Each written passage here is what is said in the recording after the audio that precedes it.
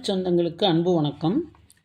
Tamil cinema உலகில் தனக்கென ஒரு தனி இடத்தை உருவாக்கி அதில் சிம்மாசனமிட்டு வெற்றி தலைவனாக அமர்ந்திருப்பவர்தான் தல என்று சொல்லக்கூடிய அஜித். இவரை பொறுத்தவரையில் சினிமாவில் உள்ள மற்ற பிரபலங்களை காட்டிலும் முற்றிலும் வித்தியாசமானவர். நடிப்பை தாண்டி கார் பந்தயம், துப்பாக்கி சுடுதல், ட்ரோன் தொழில்நுட்பம் உட்பட பல்வேறு துறைகளில் தனது திறமையாலும் கடின உழைப்பாலும் முத்திரை பதித்து உலக மேடைகளில் நமது நாட்டின் மூவர்ணக் கொடியை தூக்கி பிடித்து நம்மையெல்லாம் தொடர்ந்து பெருமைப்படுத்தி கொண்டிருக்கக்கூடிய ஒரு நடிகர். தற்போது இந்தியன் ஃபில்ம் இண்டஸ்ட்ரி என்ற லோகோவை தனது ரேஸ் கார் மற்றும் ரேஸ் உடைகளில் பொறித்து சர்வதேச அளவில் இந்திய திரையுலகின் புகழை கொண்டு சென்றிருக்கிறார். முன்னணி நடிகராக மட்டுமன்றி ஒரு தீவிர கார் பந்தய வீரராகவும் திகழ்ந்து வருபவர் இவர். இதற்கிடையில் அஜித் குமார் ரேசஸ் என்ற தனது சொந்த கார் பந்தய நிறுவனத்தையும் உருவாக்கியுள்ளார். இந்த கார் பந்தய நிறுவனம் துபாய், பெல்ஜியம் போன்ற நாடுகளில் நடைபெற்ற கார் பந்தயங்களில் கலந்து கொண்டு பரிசுகளையும் வென்றுள்ளது. இந்த அணி ஐரோப்பிய என்டியூரன்ஸ் சாம்பியன்ஷிப் என்பதில் கலந்து கொண்டு 3வது இடத்தை பிடித்து சாதனை படைத்தது. ரேசர் அஜித் குமாருக்கு gentleman driver of the year 2025 விருதினை வழங்கி SRO மோட்டார்ஸ் ஸ்போர்ட் குழுமம் அவரை கௌரவித்துள்ளது. இத்தாலியின் வெனிஸ் நகரில் நடந்த விருது வழங்கும் விழாவில் அஜித் தனது குடும்பத்துடன் பங்கேற்று விருதினை பெற்றுக்கொண்டார்.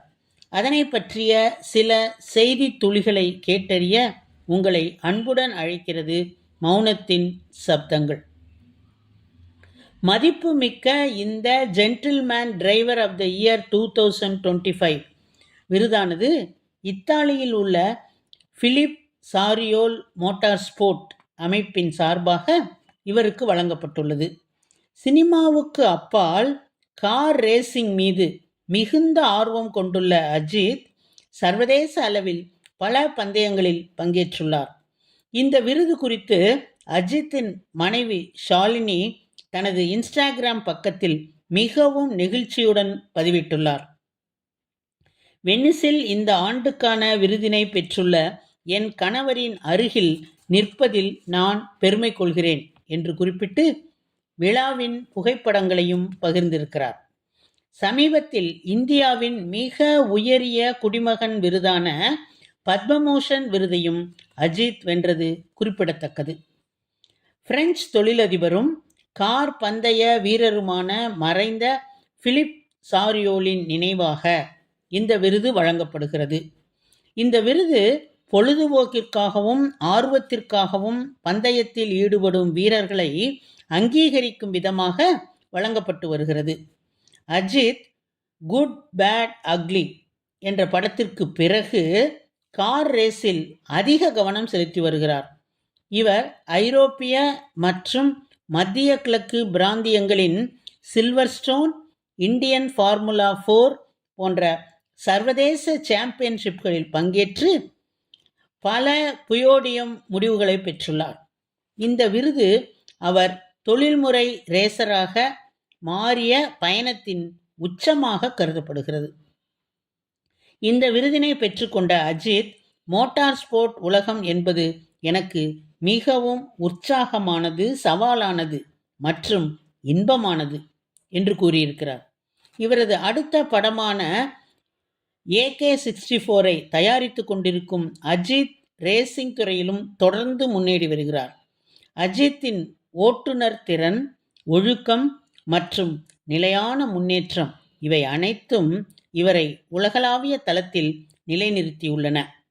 இவரது இந்த வெனிஸ் விருது இவரது பந்தய பயணத்தில் முக்கிய அடையாளமாக மாறியிருக்கிறது. ஷாலினியின் இன்ஸ்டாகிராம் பதிவு இந்த தருணத்திற்கு ஒரு அழகான மனித தொடுதலை சேர்க்கிறது. இவரது பந்தய அர்ப்பணிப்பு பல ஆண்டுகளாக ஒரு வெளிப்படையான இரகசியமாக இருந்து வருகிறது. ஆனால் அவருக்கு நெருக்கமானவர்கள் இதை பற்றி கூறுகையில் அவர் நிலுவையில் உள்ள அனைத்து திரைப்பட கமிட்மெண்ட்களையும் முடித்துவிட்டு விளையாட்டில் முழுமையாக ஈடுபடுவதன் மூலம் இந்த சாதனைகள் அவருக்கு சாத்தியமானது என்று கூறுகின்றனர்.